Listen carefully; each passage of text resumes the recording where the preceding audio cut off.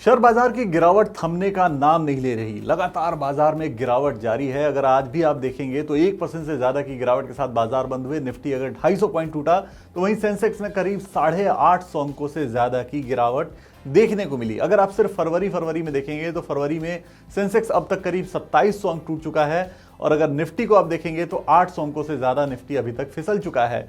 इस साल यानी आप जनवरी और फरवरी के अब तक के आंकड़े देखेंगे तो खाली इस साल में अब तक करीब 1 लाख करोड़ रुपए स्वाहा हो गए हैं निवेशकों के शेयर बाजार में।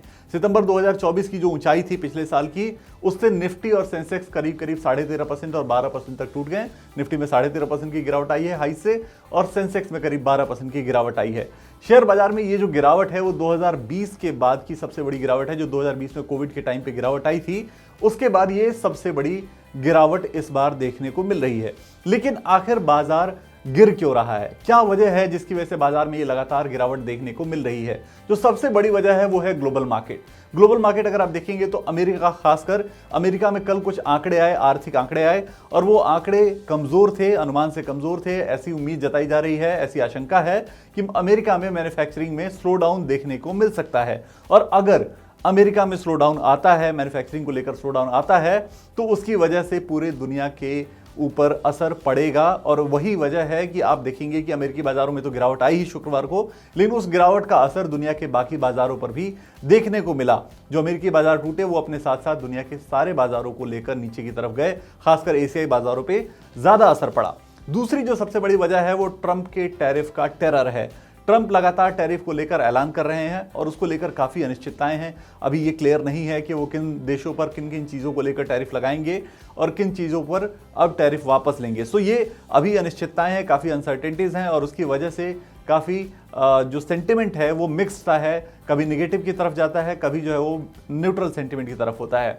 तो ये एक बड़ी चीज़ है। और जो एक्सपर्ट्स हैं उनका ये कहना है कि ट्रंप अगर टैरिफ को लेकर इस तरह से लगातार ऐलान करेंगे या फिर ट्रंप टैरिफ को लेकर इस तरह से लगातार फैसले करेंगे तो इससे बड़े स्तर पर ट्रेड वॉर की आशंका को भी इनकार नहीं किया जा सकता। यानी बड़े स्तर पर ट्रेड वॉर की आशंका दिख रही है तमाम एक्सपर्ट्स को।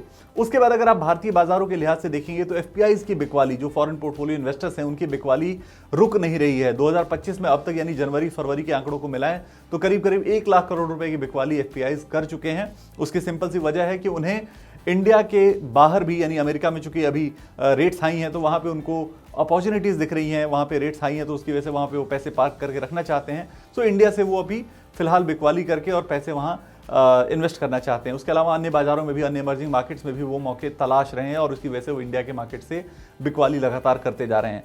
दूसरी चीज अगर आप देखेंगे वैल्यूएशन के कंसर्न्स, स्मॉल कैप और मिड कैप के वैल्यूएशंस को लेकर लगातार तमाम मार्केट एक्सपर्ट्स ये कहते आ रहे हैं कि स्मॉल कैप और मिड कैप में वैल्यूएशंस काफी महंगे हो गए हैं।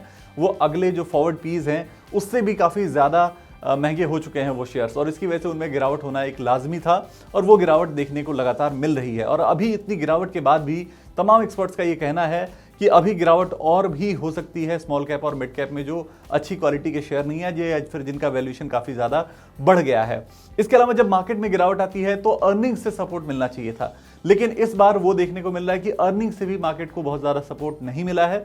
तीसरी तिमाही के अगर आप नतीजे देखेंगे तो बाजार को कोई पॉजिटिव संकेत नहीं मिला। जो अनुमान के मुताबिक नतीजे थे वो आते रहे। आईटी सेक्टर में अगर आप देखेंगे तो वहां भी अनुमान के मुताबिक नतीजे आए और कई सेक्टर तो ऐसे थे जहां पे अनुमान से कमजोर नतीजे भी इस बार देखने को मिले। सो ये सारी वजहें हैं जिसकी वजह से बाजार में लगातार गिरावट जारी है और आज की जो गिरावट है उसमें आईटी सेक्टर ने भी काफी योगदान दिया। आईटी के शेयरों में काफी गिरावट देखने को मिली। आईटी इंडेक्स अगर आप देखेंगे तो 2.71% की गिरावट के साथ निफ्टी आईटी क्लोज हुआ। तो ये वो तमाम वजह थी जिसकी वजह से बाजार में लगातार गिरावट देखने को मिल रही है। तमाम 5 वजहें आपको हमने बताई कि इन वजहों से बाजार लगातार गिरता जा रहा है। बाजार पर इस वक्त आप क्या राय रखते हैं? आपको बाजार की गिरावट कहां तक जाती हुई दिखती है या आपको अब बाजार में तेजी का ट्रिगर दिख रहा है? हमें कमेंट बॉक्स में जरूर बताएं और ऐसे ही वीडियोस के लिए एनडीटीवी प्रॉफिट हिंदी को सब्सक्राइब जरूर करें।